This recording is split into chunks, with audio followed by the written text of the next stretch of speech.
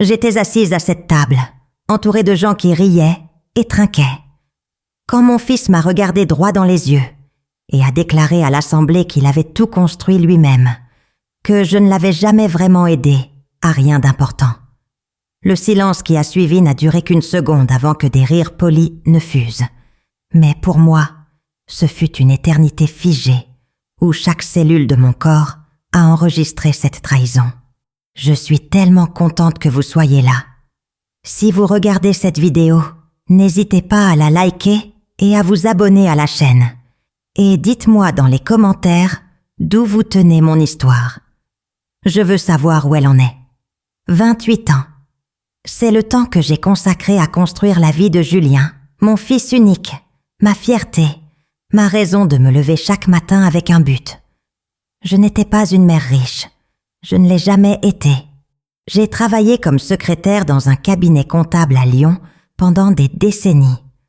Un travail honnête qui me permettait de payer les factures, et guère plus. Le père de Julien nous a quittés quand il n'avait que 3 ans, disparu pour fonder une nouvelle famille à Marseille, et n'est jamais revenu.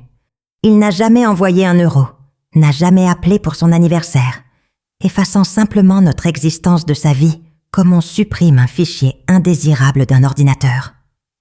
Alors, Julien et moi étions seuls contre le monde, et je me suis assurée qu'il ne manque de rien d'essentiel. J'économisais le moindre sou.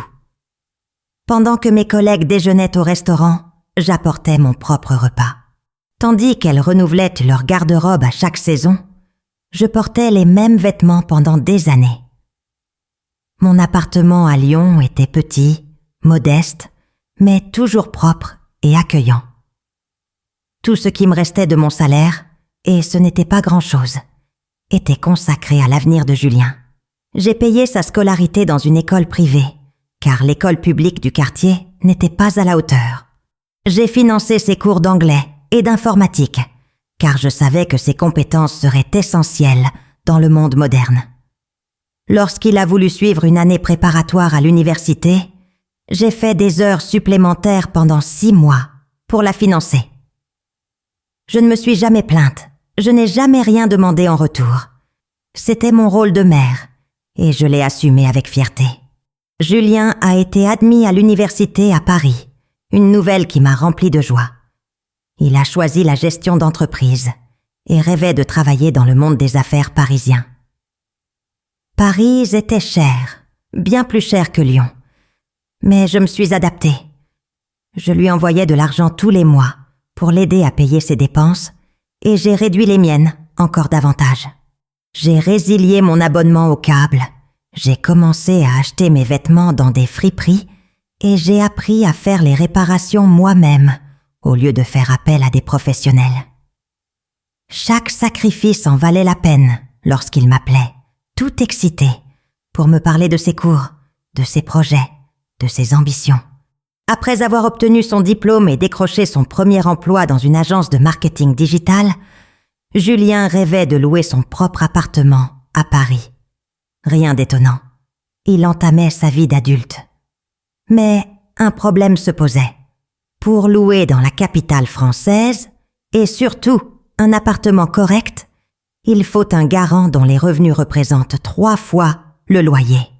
Julien, jeune diplômé, n'avait ni historique de crédit, ni économie conséquente, et son salaire, aussi prometteur soit-il, ne suffisait pas à convaincre les propriétaires. Désespéré, il envoyait des CV à des dizaines d'agences immobilières, en vain. C'est alors qu'il m'a appelé, la voix empreinte de frustration, me confiant qu'il allait peut-être devoir se résoudre à vivre dans une minuscule chambre en banlieue, loin de son travail, loin de toute perspective d'avenir. Je n'ai pas hésité une seconde. J'ai rassemblé tous mes papiers, mes derniers avis d'imposition, mes bulletins de salaire, et j'ai signé comme garante. J'ai engagé mes économies, ma stabilité financière, ma sécurité. Si Julien cessait de payer son loyer, j'en serais responsable. S'il abîmait l'appartement, je paierais. Mais pour moi, il n'y avait aucun doute. C'était mon fils, et je ferais tout pour qu'il ait la chance de construire la vie qu'il méritait. L'appartement qu'il a obtenu était magnifique. Un 2 pièces dans un quartier moderne, avec une cuisine équipée et un petit balcon. Il était fou de joie. Il m'a envoyé des photos sous tous les angles et m'a remercié avec émotion. À ce moment-là, je me suis sentie comblée, pleinement épanouie en tant que mère. Les premiers mois, Julien m'appelait régulièrement. Il me parlait de son travail, de ses collègues, de son adaptation à la vie parisienne. Je l'écoutais attentivement, lui donnais des conseils quand il m'en demandait et me réjouissais de ses petites victoires. Mais avec le temps, les appels se sont espacés. D'abord, ils sont passés d'hebdomadaires à bimensuels, puis à mensuels. Je comprenais, ou du moins, j'essayais de comprendre. Il était occupé. Il construisait sa carrière, sa vie sociale, son indépendance. Il était naturel pour un fils adulte de prendre un peu de distance avec sa mère. Je ne voulais pas être cette mère étouffante. Alors je ne me suis jamais plainte. Je n'ai jamais réclamé d'attention. Je continuais à lui envoyer des SMS affectueux, à prendre de ses nouvelles, à lui demander s'il avait besoin de quelque chose. Les réponses étaient de plus en plus courtes, de plus en plus impersonnelles. 2 ans après son arrivée à Paris, Julien fit la connaissance de Margot. Elle travaillait dans la même entreprise, au service des relations publiques, et venait d'une famille aisée de Neuilly-sur-Seine. Lorsqu'il m'en parla enfin, quelques semaines après le début de leur relation, je remarquai un changement dans sa voix. Il y avait chez lui une certaine anxiété, un besoin d'impressionner que je ne lui connaissais pas. Il me parla de sa famille, de l'appartement de ses parents, des endroits chics qu'il fréquentait. J'éprouvais une pointe d'inquiétude, mais je l'ignorais. Mon fils était amoureux, et c'était magnifique. La première fois que je lui ai proposé de venir le voir à Paris, il a hésité. Il a dit qu'il était trop pris par son travail, que l'appartement était en désordre, qu'il vaudrait mieux qu'il vienne me voir à Lyon pendant les prochaines vacances. Les vacances sont arrivées et reparties, et il n'est pas venu. Il y avait toujours une excuse, un projet urgent, un voyage de dernière minute avec Margot, un engagement incontournable. J'ai commencé à sentir que quelque chose changeait, mais je me suis persuadée que c'était simplement les exigences de la vie adulte, qu'il finirait bien par avoir de nouveau du temps pour moi. C'est Margot, je l'ai compris plus tard, qui a commencé à l'influencer négativement. Non pas qu'elle l'ait fait explicitement ou méchamment, du moins pas au début. C'était plus subtil. Elle venait d'un monde où l'on mesurait la valeur des autres, à l'aune du statut, de l'apparence et des relations. Et moi, une secrétaire lyonnaise aux vêtements simples et à l'accent provincial, je n'entrais pas dans ce monde. Julien ne l'a jamais admis ouvertement, mais je le sentais entre les lignes. Lorsqu'il a finalement accepté que je lui rende visite, 3 ans après son déménagement, j'ai remarqué sa nervosité lorsque je lui ai proposé de dîner chez lui. Il a insisté pour que nous allions au restaurant, quelque chose de simple, mais loin de son quartier. Pendant ce dîner, il a beaucoup parlé de son travail, de sa récente promotion, de ses projets avec Margot. Il a mentionné presque en passant que Margot aimerait bien qu'il ait une voiture, que c'était gênant pour eux de toujours devoir prendre le métro ou appeler un taxi. J'ai senti le poids de l'insinuation, mais j'ai fait semblant de ne pas comprendre. Je n'avais pas les moyens de l'aider à acheter une voiture et, franchement, je trouvais son souci plutôt superficiel. Il avait déjà un bon salaire, un appartement confortable. S'il voulait une voiture, il pouvait économiser. Mais je n'ai rien dit, j'ai juste souri et changé de sujet. Les années suivantes furent marquées par un lent éloignement. Julien m'appelait rarement, et quand je l'appelais, il semblait toujours pressé, distrait. Les fêtes, que nous passions ensemble, devinrent des occasions où il avait d'autres engagements. Il allait chez la famille de Margot, à des dîners chics où je n'étais manifestement pas invitée. J'essayais de ne pas le prendre personnellement, me disant que c'était normal quand les enfants fondent leur propre famille. Mais ça faisait mal. Ça faisait mal de me réveiller seule à Noël, de préparer un simple repas rien que pour moi, en imaginant mon fils trinquer avec du champagne coûteux à une table dressée avec des couverts en argent. L'invitation à sa fête d'anniversaire pour ses 30 ans est arrivée par SMS. Ce n'était pas Julien qui l'avait envoyé, mais Margot. Un message formel, presque protocolaire, m'invitant à un dîner festif dans un restaurant chic de Paris. J'aurais dû me méfier. J'aurais dû comprendre que quelque chose clochait quand même mon propre fils n'avait pas la politesse de m'inviter personnellement. Mais j'avais tellement hâte de le revoir, de faire à nouveau partie de sa vie, que j'ai accepté sur le champ. J'ai acheté une nouvelle tenue, plus élégante que d'habitude, et j'ai pris le train pour Paris, le cœur plein d'espoir. Le restaurant était exactement comme je l'avais imaginé. Lustres en cristal, nappes immaculées, serveurs en uniforme impeccable se déplaçant silencieusement entre les tables. Arrivé quelques minutes en avance, nerveuse, j'ajustais mes vêtements neufs qui, soudain, paraissaient bon marché sous ces lumières sophistiquées. Julien était déjà là, assis en bout de table, avec Margot à ses côtés et une quinzaine d'amis et de collègues disséminés sur les chaises. En me voyant, il hocha brièvement la tête, presque machinalement, et me désigna une chaise au fond de la table, à l'écart, entre deux personnes que je ne connaissais pas et qui m'accordèrent à peine un regard lorsque je m'assis. La soirée commença dans une ambiance tendue. Les conversations autour de moi tournaient autour de gens que je ne connaissais pas, d'événements d'entreprise auxquels je n'assistais pas, de blagues entre collègues. J'essayais de participer à quelques reprises en posant des questions polies, mais mes interventions ne suscitèrent que des sourires forcés et des réponses sèches avant qu'ils ne reprennent leurs propres préoccupations. J'étais une étrangère à la fête de mon propre fils.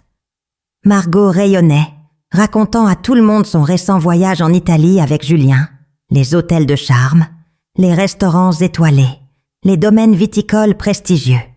Je n'étais au courant de rien. Julien ne m'en avait pas parlé. Après le plat principal, au moment des discours, Margot fut la première à se lever. Elle raconta combien Julien était ambitieux, déterminé, un homme qui savait toujours ce qu'il voulait et qui l'obtenait sans peur. Elle évoqua comment il avait bâti sa carrière à partir de rien, comment il avait gravi les échelons rapidement, comment il avait acquis cet incroyable appartement parisien grâce à son seul mérite et à ses efforts. Les invités applaudirent, levèrent leurs verres, et je sentis un nœud se former dans mon estomac. À partir de rien? Grâce à ses seuls efforts? J'étais assise là, moi qui avais investi toutes mes économies pour obtenir cet appartement, et c'était comme si je n'existais pas. Puis ce fut au tour des amis. L'un d'eux, un homme grand et élégant, en costume, se leva et porta un toast solennel à la gloire de Julien. Un homme inspirant, entièrement autodidacte dans le monde de l'entreprise, qui, sans aucun avantage ni aide, avait pourtant réussi à se distinguer. Un autre parla de son admiration pour son indépendance, du fait qu'il n'avait jamais eu besoin de dépendre de personne. Chaque mot était comme un coup de poignard. Je regardais Julien, espérant qu'il me corrigerait, qu'il dirait quelque chose, n'importe quoi, qu'il reconnaisse mon existence, ma place dans sa vie. Mais il se contenta de sourire, d'acquiescer, d'accepter les compliments comme des vérités absolues. Quand ce fut enfin son tour de parler, Julien se leva, un verre de vin à la main. Il remercia tout le monde d'être venu, plaisanta sur le fait de vieillir à 30 ans, parla de ses projets d'avenir avec Margot, de leur envie d'agrandir leur appartement, peut-être même d'en acheter un plus grand bientôt. Puis quelqu'un à table lui demanda comment il avait réussi à si bien démarrer sa carrière à Paris juste après ses études. Et Julien rit, ce rire assuré que je trouvais si charmant, et répondit que c'était grâce à une détermination sans faille, beaucoup de travail et la chance d'avoir des amis qui croyaient en lui. Quelqu'un lui demanda alors si ses parents l'avaient aidé, et c'est à ce moment précis que mon monde s'écroula. Julien jeta un bref coup d'œil dans ma direction, si furtif que presque personne ne le remarqua, et expliqua que son père les avait abandonnés très tôt et que, sa mère avait toujours fait de son mieux, mais qu'elle n'était qu'une simple secrétaire à Lyon, sans jamais avoir les ressources ni les relations nécessaires pour vraiment l'aider dans quoi que ce soit d'important. Il ajouta que tout ce qu'il avait accompli, chaque étape de sa carrière, chaque réussite, il l'avait obtenu seul, sans filet de sécurité, sans privilège, uniquement grâce à son talent et à ses efforts. Les personnes présentes murmurèrent des approbations, impressionnées par sa capacité à surmonter les obstacles liés à ses origines modestes. Je me suis figée. Les mots résonnaient dans ma tête comme un disque rayé. Jamais d'aide pour quoi que ce soit d'important. Une simple secrétaire. À mon compte. Je sentais mon visage brûler, non pas de honte, mais d'une émotion bien plus intense. Une sorte de choc glacial qui s'était mué en une rage que je n'avais jamais ressentie. J'ai jeté un coup d'œil autour de la table et j'ai vu des regards de pitié. Cette pitié condescendante réservée à celle qui ne serait qu'une simple note de bas de page dans la réussite d'autrui. Je n'ai pas pleuré. Je n'ai pas fait d'esclandre. Je ne me suis pas levée pour crier les vérités qui m'étouffaient. Je suis simplement restée assise, le sourire figé sur le visage, tandis que mon fils poursuivait son discours sur l'autodétermination et l'indépendance. La fête terminée, j'ai poliment dit au revoir. Remercié pour l'invitation d'une voix que je ne reconnaissais même plus comme la mienne, et quitté ce restaurant avec le peu de dignité qui me restait. J'ai repris le métro jusqu'à la gare, suis montée dans le dernier train pour Lyon. Et ce n'est que lorsque je me suis retrouvée seule dans ce wagon vide, sous le regard des ténèbres de la nuit française qui défilaient par la fenêtre, que la réalité m'a frappée de plein fouet. J'ai passé toute la nuit éveillée dans mon petit appartement, assise à la table de la cuisine, à fixer les murs témoins de tous mes sacrifices. Chaque meuble, chaque vieil appareil électroménager, chaque recoin racontait l'histoire d'une femme qui avait tout donné pour que son fils ait plus. Et il m'avait tout jeté à la figure, comme si de rien n'était, comme si je n'étais rien. La douleur initiale s'est muée en quelque chose de différent, de plus froid et de bien plus dangereux. J'avais été stupide. J'avais aimé aveuglément. J'avais fait une confiance aveugle. Et c'était là mon erreur. Le lendemain matin, j'ai commencé à rassembler les documents. Je ne savais pas exactement ce que je cherchais, mais un instinct me disait que je devais bien comprendre l'étendue de ce que j'avais fait pour Julien. J'ai retrouvé tous les papiers relatifs à la garantie de l'appartement, des copies des contrats et les reçus des virements bancaires que j'avais effectués au fil des ans. En rangeant tout cela en piles bien ordonnées sur la table, je me suis rendu compte de quelque chose auquel je n'avais jamais prêté attention auparavant. La valeur de cet appartement avait considérablement augmenté. Paris était en pleine effervescence immobilière et le quartier où vivait Julien avait pris plus de 30% de valeur ces 5 dernières années. Cet appartement que je lui avais obtenu valait désormais une fortune. C'est alors que je me suis souvenu de sa remarque au dîner, sur son envie de se développer, peut-être d'acheter quelque chose de plus grand. J'ai ouvert mon ordinateur portable, ce vieux portable avec lequel je payais mes factures en ligne, et j'ai commencé mes recherches. J'ai découvert que Julien s'était créé un profil sur un réseau social professionnel où il mettait en scène sa vie comme une success story. Des photos de son appartement impeccablement décoré, des clichés de lui et Margot lors de soirées mondaines, des publications vantant ses réussites professionnelles. Dans une publication récente, il évoquait son enthousiasme pour de nouveaux projets et investissements. Des investissements? Avec quel argent? Son salaire? J'ai continué à creuser. J'ai pris mon téléphone et appelé Simone, ma collègue la plus proche, dont la fille travaillait dans une banque parisienne. Je lui ai demandé un service. J'avais besoin de la recommandation d'un bon avocat spécialisé en droit immobilier. Simone, toujours serviable et sans poser trop de questions, m'a donné les coordonnées de maître Bernard Rousseau, un avocat qui avait aidé sa fille avec des problèmes de location. J'ai appelé immédiatement, lui ai brièvement expliqué ma situation et il a accepté de me rencontrer la semaine suivante à son cabinet à Lyon.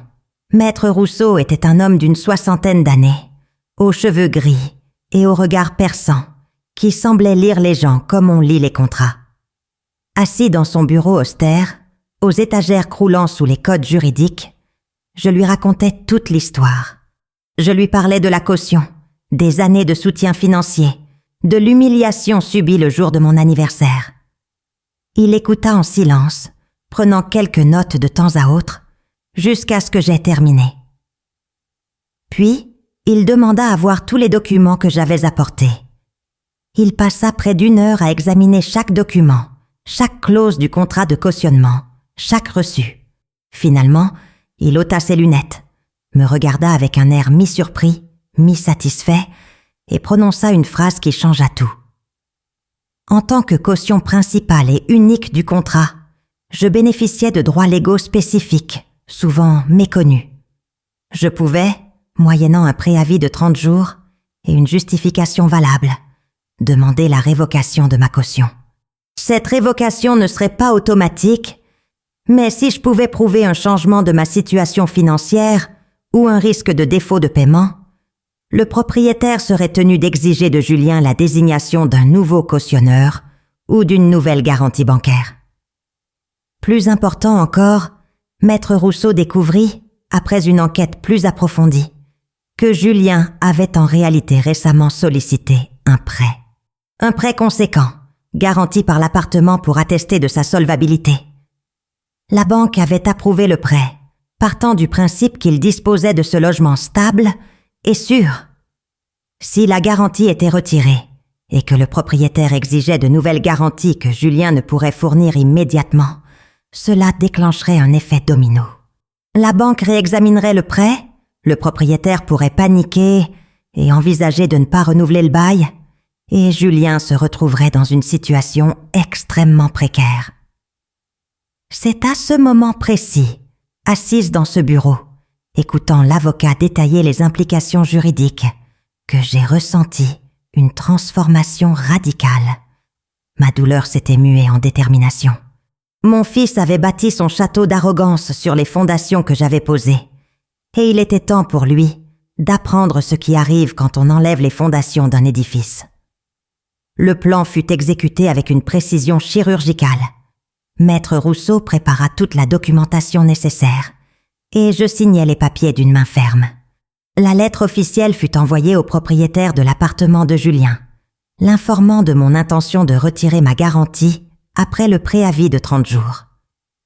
La justification était légitime et irréfutable. Après des années comme garant, ma situation financière ne me permettait plus de maintenir ce niveau de responsabilité, d'autant plus que le locataire avait désormais une carrière établie et devrait pouvoir fournir ses propres garanties. Tout était parfaitement légal, parfaitement raisonnable et absolument dévastateur. Je n'ai pas appelé Julien pour le prévenir. Je ne lui ai pas envoyé de message. J'ai laissé la nouvelle lui parvenir de la manière la plus froide qui soit, par une lettre officielle du propriétaire exigeant qu'il fournisse un nouveau garant ou une garantie bancaire pour 12 mois de loyer sous 15 jours. Faute de quoi le bail ne serait pas renouvelé. Maître Rousseau m'a dit avoir reçu un appel paniqué de Julien 3 jours après avoir été informé. Mon fils, pour la première fois depuis des années, voulait me parler de toute urgence. J'ai ignoré ses appels. Tous. Je l'ai laissé ressentir ce que c'était que d'être invisible, d'être mis de côté, d'être considéré comme insignifiant. L'effet domino prédit par l'avocat s'est déroulé exactement comme prévu.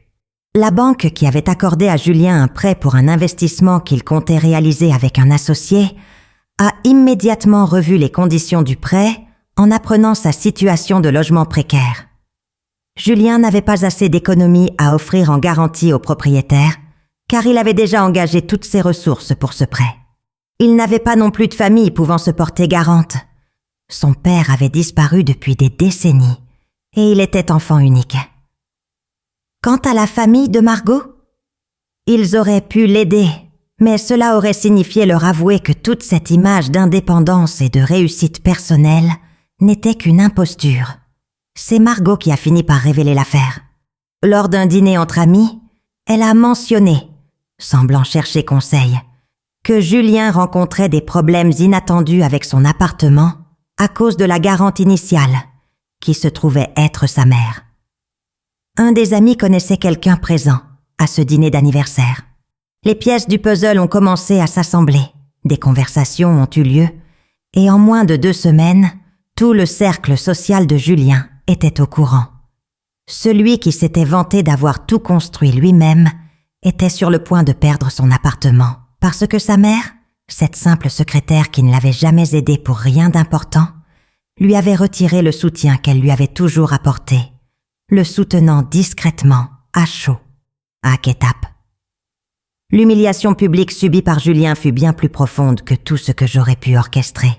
Ses collègues commencèrent à le percevoir différemment. Ceux qui admiraient son indépendance murmuraient désormais sur son hypocrisie. Margot, incapable de supporter la révélation de la vérité et la pression familiale qui remettait en question son choix de partenaire, mit fin à leur relation.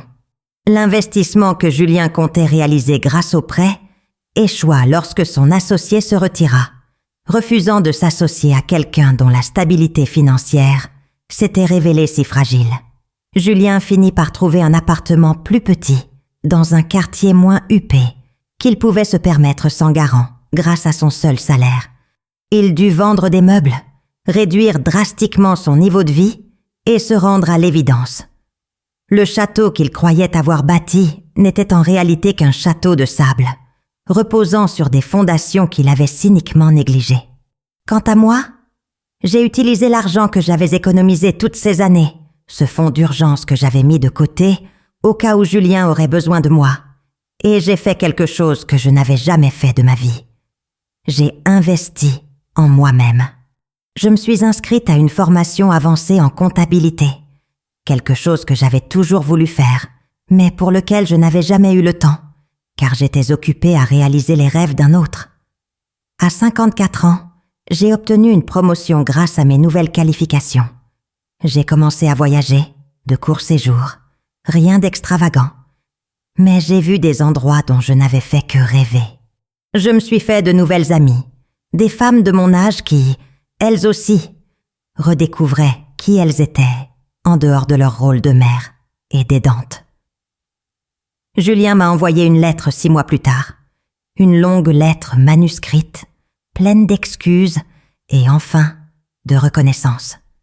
Il admettait avoir été cruel, avoir laissé la honte de ses origines et la pression de plaire aux autres le transformer en quelqu'un qu'il ne reconnaissait plus. Il disait comprendre maintenant ce que j'avais sacrifié et qu'il était profondément désolé. J'ai lu la lettre 3 fois, en silence, dans mon appartement qui me paraissait désormais plus spacieux, plus lumineux, plus mien. Puis je l'ai rangée dans un tiroir. Je n'ai pas répondu immédiatement car j'ai compris que ce n'était pas nécessaire. La leçon n'était pas qu'il me demande pardon, mais qu'il m'apprenne une chose fondamentale. Ma dignité ne doit jamais dépendre de la reconnaissance de qui que ce soit, pas même de celle de mon fils. Le sacrifice sans respect mutuel n'est pas de l'amour, c'est de l'autodestruction. Parfois, le plus grand amour que l'on puisse témoigner à quelqu'un est de le laisser assumer les conséquences de ses choix. Julien a appris, à ses dépens, que personne ne construit rien seul et que rejeter ceux qui nous soutiennent, c'est creuser notre propre abîme. Et j'ai appris qu'être un pilier pour les autres ne signifie jamais s'effondrer soi-même. C'était là la véritable justice poétique, non pas sa chute, mais ma propre renaissance.